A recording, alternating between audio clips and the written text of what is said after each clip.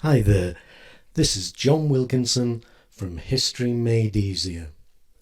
This presentation, looking at the breakdown of peace and the start of the Second World War, considers 5 key questions, as well as 5 key factors to explaining World War II. And it will also cover the importance of context, as well as leaving you with some important concluding thoughts. Now, many historians see World War II as a continuation of World War I, unfinished business as it were. Germany is at the heart of the majority of explanations for both wars, and the Treaty of Versailles is a part of most explanations for World War II, so there are clear links. Yet neither can you possibly remove Adolf Hitler from any explanation of World War II. Take him out of the equation, and would there have been a war? Most probably not. Yet we can still link Hitler back to World War I and the Treaty of Versailles. So the debate rumbles on. Britain's policy of appeasement, or the failure of the League of Nations, or even the Nazi-Soviet Pact don't help us shake off the effects of World War I and the Treaty of Versailles either. So maybe we should just stop trying.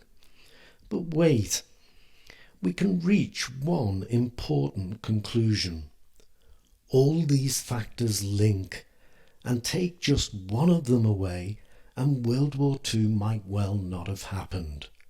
So at least they demonstrate clearly why historians place such importance on context and on factors that link. Now this is actually how I begin my ebook called Germany and World War II, the title I give to a topic that is really nothing more than an examination of the causes of World War II. And I can't think of a better way of beginning this presentation. But let's move on to the key questions that you see on the slide in front of you. Now, I've already identified my approaches to this topic, and I don't think you'll find them dissimilar to anything else you will have come across.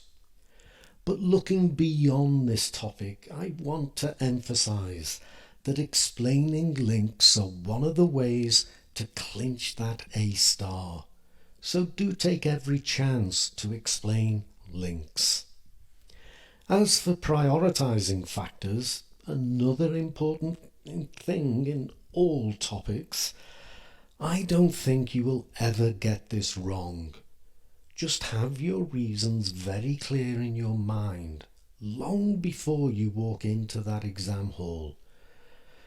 Your examiner might disagree with you, but as long as your reasoning is sound, your marks will be good. Trust me on that. And as for my question about the Treaty of Versailles and whether it was a terrible mistake, it presents a chance for me to also point out that you really must take the blinkers off in history. As well as factors within a topic linking, topics themselves link. You will see plenty of this as we go through this presentation. And that's good news for you. It helps your whole revision program. And so too appeasement, and whether it was the wrong policy. It was certainly a controversial policy, and perhaps easy to say it was wrong with hindsight. But if it was wrong, what does that say about the Treaty of Versailles? Surely, if appeasement was wrong, then the Treaty of Versailles was right. So maybe these things are not as straightforward as some would make out. Don't get tied up in knots, but do try to get across to the examiner that you have thought about your history. And sometimes you can just leave a question hanging, maybe with the caveat that you don't want to digress from the question you're answering, but engage with the person who's going to mark your work. I often tell students that they should take the examiner by the hand and lead them through their work. What I mean by that is explain why you are raising points, why you think they are relevant and important. And yes, we end up with World War II. But was that the war Hitler was planning for? Or did he run out of luck? It's impossible to say whether Hitler would have stopped if war hadn't come in 1939 with his invasion of Poland. Did appeasement, though, leave him overconfident? Did he want world domination? Would he have allied with Britain if only they had played ball with him? Did he expect such a major war? These things might never come into any of your answers, but they are interesting to think about, and they will help you see the bigger picture. And so too World War I and the Paris Peace Treaties. Germany resented every part of the Treaty of Versailles, that it was a diktat, that the Germans had to accept the guilt clause, and of course had to accept the terms. And that resentment was deep. They did call it the Treaty of Shame, after all. And that Germany, Italy and Japan were all unhappy with the treaties, and that they joined together in the Anti-Comintern Pact, Germany and Italy also joining forces in the Pact of Steel, gives another clear link to the treaties. So too does the stuff you've covered with the League of Nations, particularly the border disputes in the 1920s, nearly all linked to the treaties. And as for World War I itself, it too has links to the second of the World Wars. Are the German gains in the Treaty of Brest-Litovsk not similar to Hitler's aims for Lebensraum? Now, there were indeed key warning signs in the interwar years, and as I've hinted, much of this has been covered in my key factors presentation for the League of Nations. But there are key things for you to consider here too. The weakness of Britain and France. Without America, they didn't look as if they were able, not even willing, to do anything about aggression, even in Europe. Britain and France had also shown that they did not approach international affairs in the same way, and were clearly divided on how to respond to Germany. Whilst Italian and German involvement in the civil war in Spain hadn't just shown British and French divisions yet again, but had given Italy and Germany a chance to flex their military strength. It might not have worked out too well for Italy, but German blitzkrieg tactics had proved very successful. And with Franco winning the war, France was surrounded by seemingly hostile states, and Britain's naval base in Gibraltar looked very vulnerable, and so its ability to control the Mediterranean Sea. These things must have had a bearing on the thinking of Mussolini and Hitler. And with appeasement, clearly the focus will be on the effect it had on Hitler's thinking. And with regard to the League's failings, whilst not ignoring its effect on Hitler altogether, you should also focus on its effect on Mussolini in Europe, considering Corfu as well as Abyssinia, and on Japan in Asia, linking the Anti-Comintern Pact into your conclusions. Everything pointed to the unlikelihood of Britain and France facing down aggression, unless they had to. So a piecemeal, one bit at a time approach was likely to pay dividends for the aggressive states. And that's exactly what unfolded, particularly with Hitler. And so to Hitler. He wanted a complete revision of the Treaty of Versailles. He started with remilitarizing Germany. Reparations was already dead in the water, and he moved on to the territorial clauses. But he also wanted to make Germany a great power again, and he wanted it to be feared. And this, in his mind, necessitated some kind of war. He wanted Gross Deutschland, that is, all Germans united in the Reich. He wanted Lebensraum for Germans, especially more agricultural land. He wanted to crush communism, but would work with it until he was ready. And you can see all this in the alliances he made, something easily forgotten with, and everything else that was going on. He had, after all, made a pact with Mussolini and the Japanese, and the pact with Stalin was a pragmatic act, a means to an end. And as I've put on this slide, appeasement and the League's weaknesses only made him grow in confidence, to the point of arrogance. And personally, I wouldn't feel obliged to come down on one side or the other in the was he a planner or a gambler question. He was both. Look at what happened and select the appropriate evidence for each case.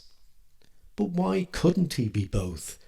He planned as best as he could for war. But as events unfolded, events he wasn't by any means always in control of, he seized opportunities. And yes, he took chances. And so the last factor, the Nazi-Soviet Pact.